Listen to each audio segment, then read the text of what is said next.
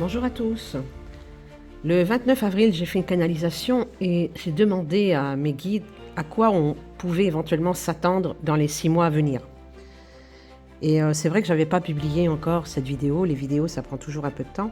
Et puis, vu ce qu'on entend ces jours-ci sur ce fameux virus, j'ai décidé de vous publier cette vidéo et j'ai refait une canalisation par la suite que je vous publierai dans une autre vidéo sur justement ce fameux microbe. Donc la question du 29 avril, c'était à quoi s'attendre donc dans les 6 mois. Ça m'a dit une crise mondiale est sur le point d'exploser. Vous n'aurez pas accès à toutes vos facilités actuelles. Des restrictions sont à venir.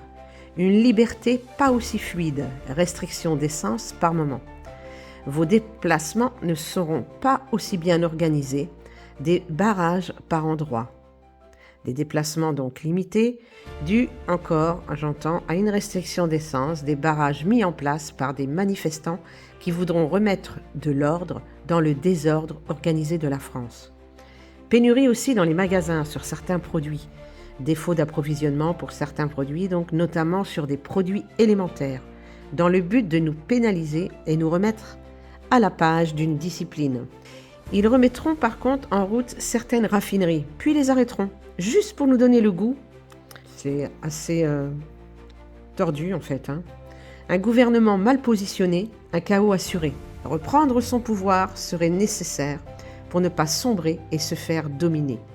Des leaders de manifestations feront le buzz pour vous sortir la tête de l'eau. Il faudra les soutenir, les épauler et manifester avec eux. Sans leur demander, les guides m'ont parlé de l'euro numérique. Et ça me disait qu'ils tenteront de le mettre en place, mais ça ne va pas fonctionner. Ça sera trop compliqué, trop de failles dans le système informatique. Ça créera des bugs et bloquera certaines machines importantes au fonctionnement de la France.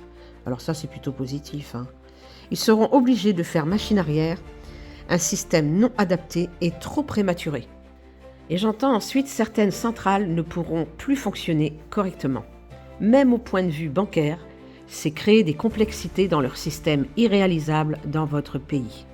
Ensuite, j'entends la biométrie. Ça me dit que c'est sur le point d'éclore, mais un bide assuré. Un peuple pas prêt à ça, une organisation intempestive, d'une force inimaginable, fera capoter leur projet. Alors, qu'est-ce qui va réellement se passer? Ça paraît assez fou en fait. Des millions à leur perte, la reconnaissance faciale est trop compliquée et mettrait un désordre dans leur système. Bon, ben ça c'est plutôt bon. Donc surtout, faut pas s'affoler, faut pas rentrer dans la peur dans tout ça. J'ai pas la science exacte. Ce que je vous affirme, c'est ce que mes guides me transmettent. Moi, j'ai confiance en eux. Chacun a son libre arbitre. Bonne journée, prenez soin de vous. À bientôt.